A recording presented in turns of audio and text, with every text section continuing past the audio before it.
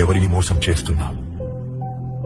నాలుగు గోడల మధ్య నీవు చేసే చీకటి పనులు దేవుడు చూడలేదనుకుంటున్నావా?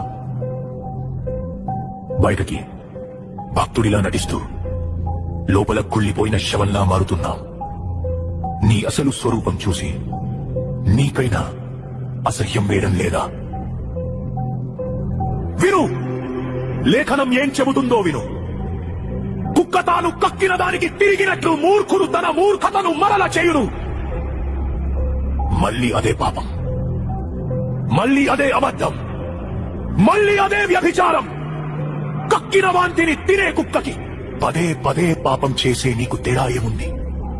నువ్వు మనిషివా లేక ఆత్మ చచ్చిపోయిన మృగానివా? నువ్వు చచ్చిపోతున్నావు. నీ ఆత్మీయ జీవితం శవంలా మారి కుళ్ళిపోతుంది. దేవుని కృపను నీవు అలుసుగా తీసుకుంటున్నావు. ఆయన ప్రేమిస్తాడు నిజమే, కానీ నీ పాపాన్ని ఆయన సహించడు.